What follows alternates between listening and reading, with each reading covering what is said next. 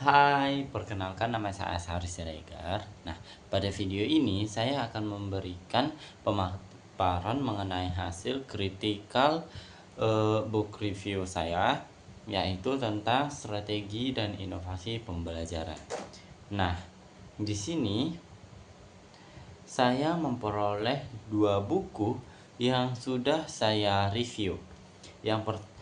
Kedua buku ini berjudulkan yang sama, namun buku pertama ditulis oleh Dr. Ilham Kamarudin dan kawan-kawan yang diterbitkan pada tahun 2022 di Padang, Sumatera Barat. Jumlah halaman 226 dengan ISBN 978-623-5383-477. Nah, penerbitnya adalah PT Global Eksklusif Teknologi. Nah, buku kedua judulnya juga sama, yaitu Strategi Pembelajaran. Namun, penulisnya adalah Dr. Siti Nurhasanah dan kawan-kawan dengan penerbit Edu Pustaka dengan kota terbit di Jakarta, jumlah halaman 318 dengan ISBN 978-623-94-6170. Kemudian kita memasuki ringkasan bukunya. Ringkasan buku pertama yaitu terdapat 9 bab, yang dimana di 9 bab ini, bab pertamanya membahas tentang konsep dan strategi pembelajarannya. Nah, bab keduanya itu landasan psikologis dan filosofis. Kemudian ketiga, perencanaan strategi pembelajaran. Keempat, strategi pembelajaran ekspositori. Yang kelima, strategi pembelajaran inquiry. Yang keenam, strategi pembelajaran kooperatif. Yang ketujuh, pembelajaran konstekstual. Yang kedelapan, strategi pembelajaran berbasis masalah atau PBL. Yang kesembilan, strategi pembelajaran berbasis proyek atau project based learning. Kesepuluh, strategi pembelajaran berbasis ICT. Ke-11, evaluasi strategi pembelajaran. Dan yang ke-12, inovasi dalam strategi pembelajaran. Nah, kemudian di buku kedua, bab yang dibahas adalah yang pertama, yaitu dasar-dasar strategi pembelajaran. Kemudian metode-metode pembelajaran. Kemudian strategi pembelajaran aktif. Keempat, strategi pembelajaran yang menyenangkan. Kelima, strategi pembelajaran konstekstual.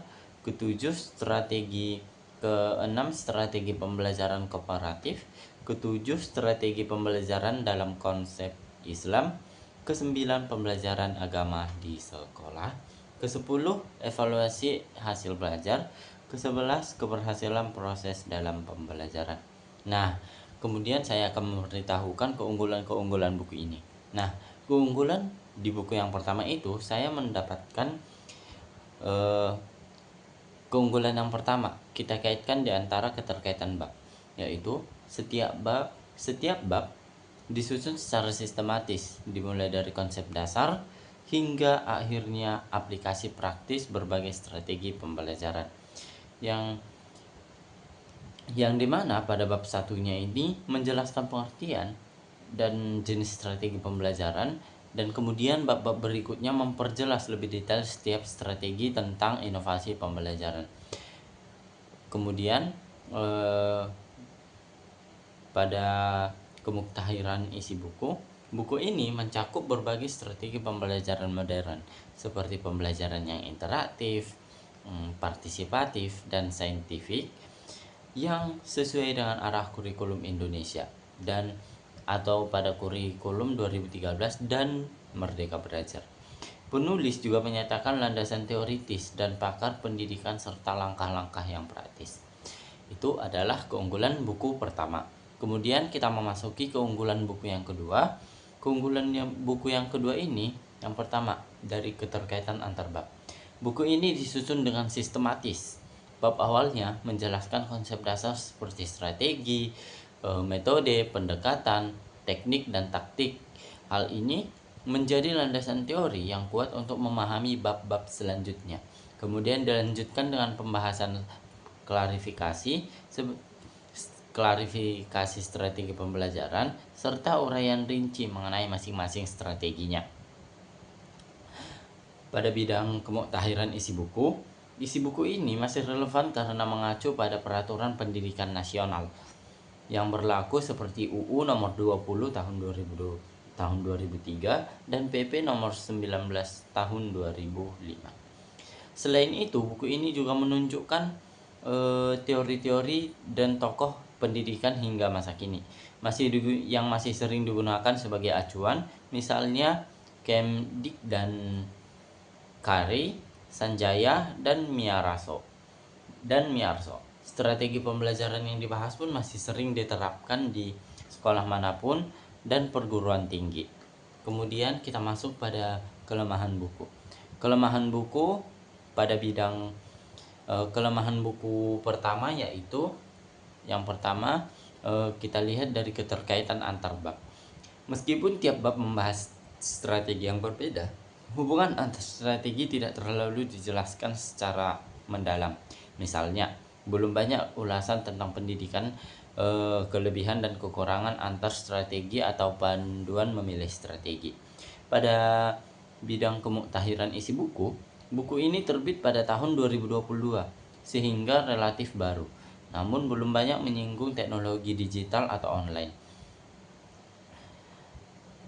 Referensinya masih banyak mengacu pada literatur lama atau 2006 sampai 2016 sehingga aspek riset di bidang strategi pembelajaran belum terlalu terakomodasi. Kemudian kita masuk pada implikasi terhadap teori dan konsep. Buku strategi pembelajaran memberikan kontribusi penting dan memperkuat teori dan konsep pendidikan. Melalui pembahasan strategi ini, buku ini menegaskan bahwa pembelajaran tidak bisa diseragamkan, melainkan perlu disesuaikan dengan kondisi pembelajaran.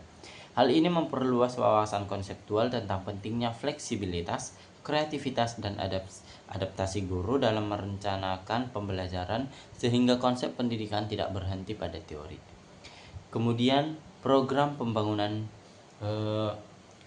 implikasi terhadap program pembangunan di Indonesia.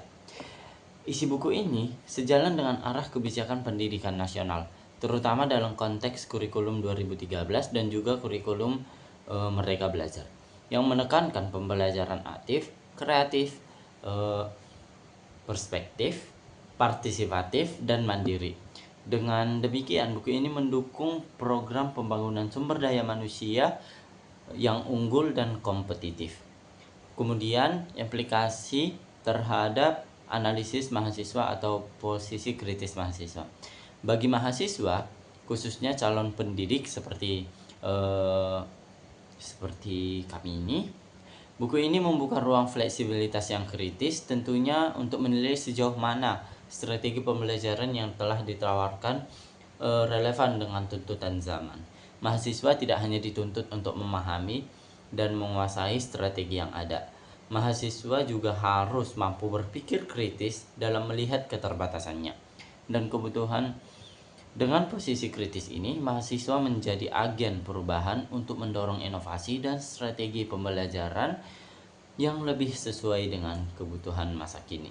Nah, kemudian saya simpulkan, buku strategi pembelajaran merupakan karya yang komprehensif karena menyajikan beragam strategi yang digunakan guru maupun calon pendidik dalam proses pembelajaran. Buku ini juga disusun secara sistematis dimulai dari pemahaman dasar hingga penerapan praktis. Kemudian saran.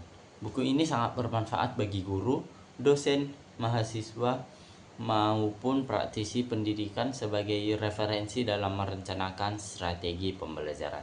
Namun, untuk edisi atau pengembangan berikutnya, penulis diharapkan memperkaya pembahasan dengan memasukkan isu-isu terkini. Nah, sekian hasil critical journal book saya. Saya ucapkan terima kasih.